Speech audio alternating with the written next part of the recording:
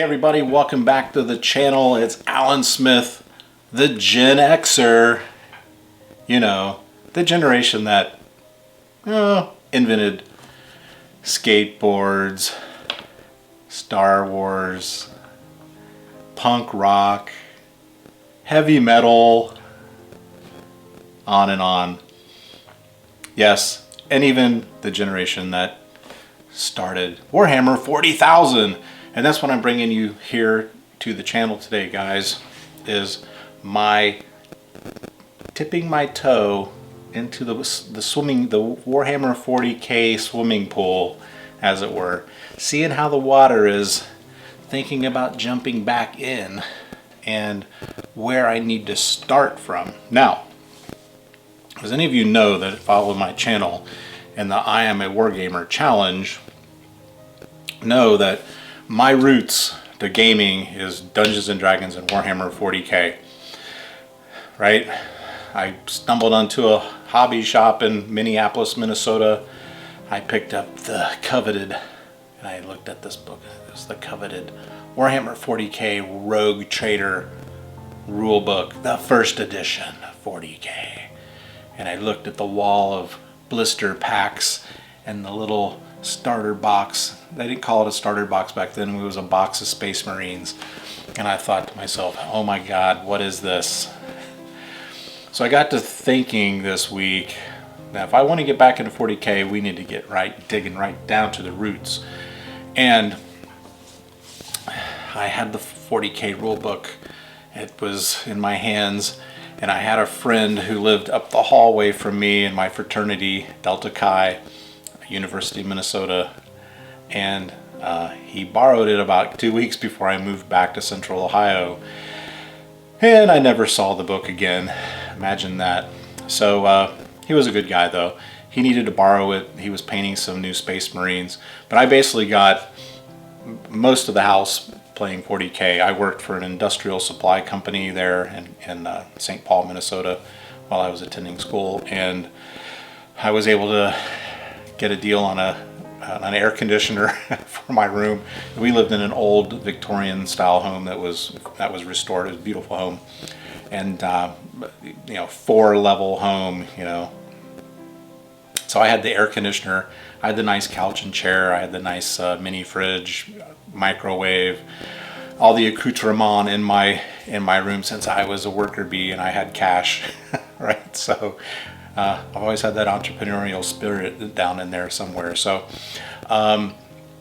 basically everyone would flock to my room to get in the air conditioning, and I always had plenty of beer, etc. I had a nice fold-up table, and we would throw down some 40K.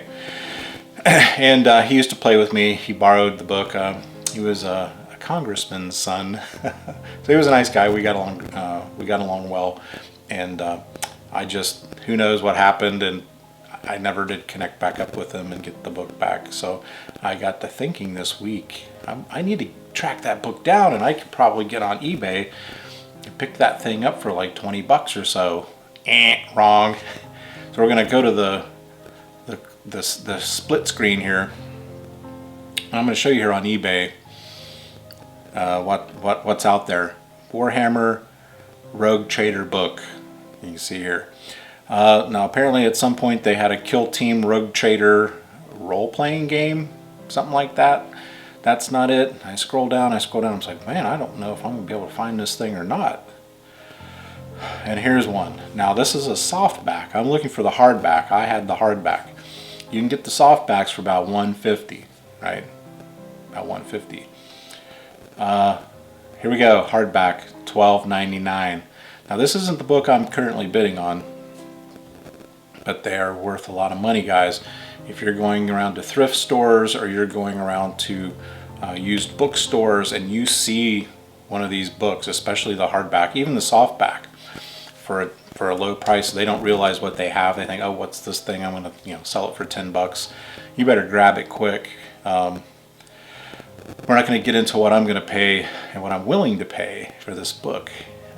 But I am currently bidding on a book. It is not this specific book, but I will say this. The cheapest book I've been able to find online, hardback, is 800 bucks.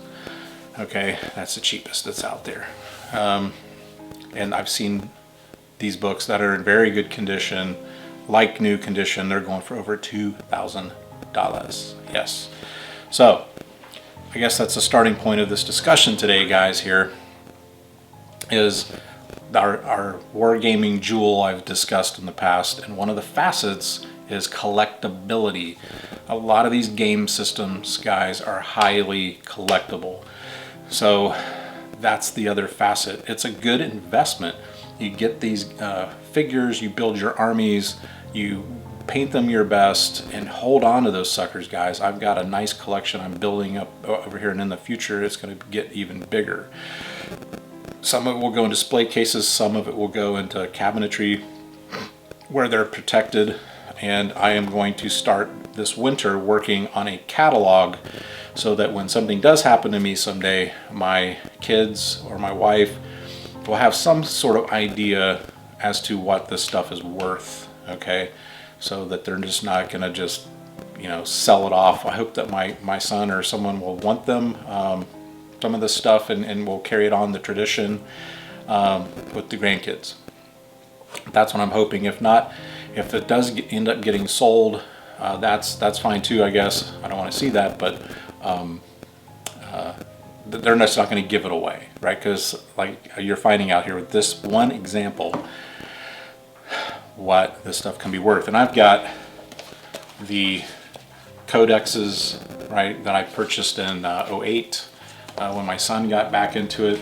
I dug up, I do have two of the books. Now this one was the 08 edition. I'm not sure which edition. I think it was like 6th edition or something. And then I got this one that it came out in 2012, and this was towards the tail end when we were really he was getting older and was losing some interest in this, and we started really going towards the Flames of War, World War II stuff. So I'm definitely holding on to this because this will go up in value also. They're already worth more than what I paid for them, right? And these are in very good condition. So that's the other thing. I mean, get your rule book, guys. If you can get a PDF, put it on your tablet, and kind of keep the rule book just for looking through and not really banging around and throwing around. That will add to its sellability and its value in the future, right? But you can see here, the other thing I find on eBay was that the old figures, and doing my research this week on 40K, it's been called Old Hammer or Antique Space Marines. So some of these single figures from the late 80s, like I have, you're going for $30-40 a figure, okay? And that's unpainted. That's just in a you know, probably in a little box or something. So that's something else to look forward to. I'm going to be working on a video. I'm going to dig out all of my old 40K stuff. We're going to start off with Space Marines. My Silver Skulls was the chapter that I painted. And I'm going to highlight them over here on the paint desk with my top-down camera, and I'll show you some of the old conversions and some of the things that I collected up until the time I played with my son. Now, and then I'll do another video highlighting my orcs, and then I'll do another video highlighting the Eldar, okay, that my son collected. And we're talking, you know, the 2008 era, which is already 12 years old. And think about this. This is how these game systems move forward, these editions and things. So whether it's Flames of War, Battle Group, what manufacturer Warlord Games, all the different games they manufacture, these things are highly collectible, guys. And in the future, as they change editions and they change their figure lines, the older stuff becomes collectible. So I encourage you guys to look at that aspect of gaming. Now we're going to go back here to our split screen, and we're going to go to the Games Workshop website. Very impressive. And I'm searching for, hey, what can I do to get in here? I want to try to get something that's got a couple of factions, maybe comes with a soft little, you know, small little rule book or something, kind of like what Warlord Games does. And I've come to find that there's this kit called Indomitus, and it's got Necrons and Space Marines and a hardback rule book and some of the other accoutrements that you need to play the game. However, here on the website, Let's see, we go to selling fast. I think it's under this. No. Battle boxes, is it under battle boxes? Yes, here it is. So you see it here, Warhammer 40K, 40,000, Indomitus, $199, sold out online. I was like, oh great. And who would have known that just so happens this year, 2020, is a new edition. 9th edition just came out. So I just got lucky. I'm gonna tip my toe into the swimming pool, 40K swimming pool, and I'm already finding out that there's already a new edition. And we're looking at a lot of these game systems, these modern game system guys, they're coming out with new editions every 3 to 5 years typically, right? Because it re-sparks interest into the system. They can clean up some of the rules and some of the ambiguities that are written in the rules and change it. Now, this 9th edition, from what I've gathered this week with my research, is that they're really gearing these games like Warhammer Age of Sigmar for tournament play. All right, so there's big tournament scene. So they're kind of streamline the game and make it cleaner, make it the point system for winning games more conducive with tournaments. And you'll find that's a common theme. That's where Battlefront has gone with their game systems. And Warlord, I hear, as we go into the future, Mantic games, these are going to really be geared to tournament play. So I'm like, well, I need to find this box set because this is what I want. It's going to get me a great starting point. I'm going to have 2 good core armies of the new figs, fresh, brand new figs, and the brand new rulebook, hardback. So I go online here and I'm finding, yes, they're out there. You can get them for the $199, but I found something already interesting with supply and demand. You come down here, Amazon $259. You come out here, this eBay, it's not that price. It's sold out. It wasn't that price. That was just a teaser to get you there. It's really like $229, $227, as you can see here, and up, right? Because guys have bought these kits. Maybe they could get their hands on 5 box sets, and some of these guys are selling them for $300, right? So again, these games, they're commodities, right? And the older stuff, as you mature and you collect new stuff, your old stuff will go up in value. So it's a great investment. It really is. I'm going to snag one of these kits and get it on the way to the studio. I'm still finishing up my Star Wars Legion. We're getting ready to start digging into redoing the pantry shelves, so that the gaming hall is going to be minimal right now on the channel until we get all these projects tied together. But I do promise in the future I will at least show you like some of the excerpts of battles and things. I'm not going to get into tutorials and things on the channel, at least not at this juncture, but I did find in my research, I wanted to point out to you guys, if you're also thinking about getting into 40K or you're already playing 40K, I found a great channel on YouTube here, Play on Tabletop. They do some really good quality battle reports. They really explain what's going on. 30-minute, 40-minute battle reports, so they're not 2 hours. And they have some really good tutorials on the new 9th edition rule set, right? Which is very, like I said, tournament play and objective based, much more objective based, and playing on more strict point systems. So you can see it's a very successful channel. They're cruising towards 100,000 subscribers here, and yeah, so I'm super stoked. I'm super excited.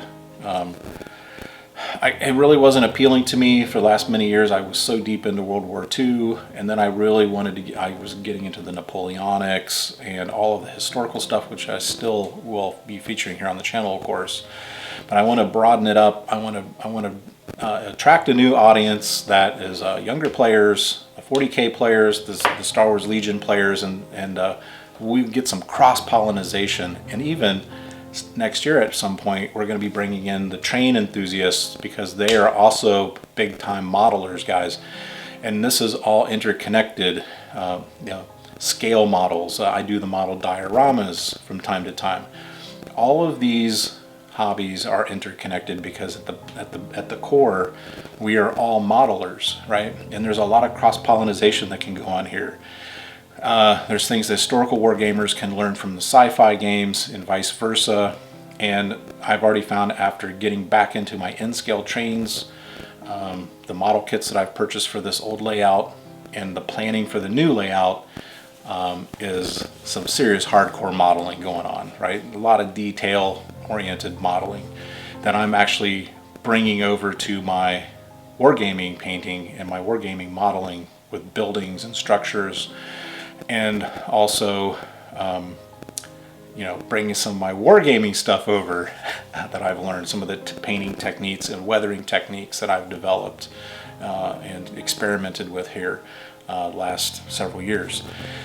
So don't be put off, guys. Don't be a nervous Nelly. Oh, he's not doing Flames of War anymore. Oh, he's not doing historicals anymore. Come on, let's all get out of our little box, right? Let's take off our masks, okay? Let's start dipping our toe in some other interests and some other things you may not be interested in necessarily on its face, but when we get into it, you just might pick something up that you can use for what it is you're currently into, right? So I'm gonna let you guys go. I'm coming down to the wire here. I'm sitting down here in the studio waiting on this eBay auction. And if you guys have played the eBay game, that last 10 minutes can be critical. And I'm not gonna be outbid on this book. I want this book. So we'll get it here in the studio. I'm going to do a top-down flip through, and I'll show you the fond memories I have of this book. I knew it from front to back. I love the artwork. It really, really drew me in. So I'm so excited to get that in my hands. But I'll have to wait a little while. It's going to come from Leeds, UK. That's the only places I'm finding a lot of these copies, guys. They're still floating around the UK. So without further ado, I'll let you guys go. Put in the comments below if you're a 40K player, you have some tips, some ideas, some thoughts that you have. Jump on over to my Facebook group, Alan Smith Hobby and War Games Facebook group. I put things up there pretty much on a daily basis, and you can stay abreast of what's going on here in the studio. And you can also share your hobby experience, your hobby time. And if you're painting 40K, you just got a new 40K kit and you want to throw some pictures on there, hey, that's the place to do it. Thanks for coming along for the ride today, guys. I'll see you next time. And remember, whatever you do, don't stop hobbying. Ciao.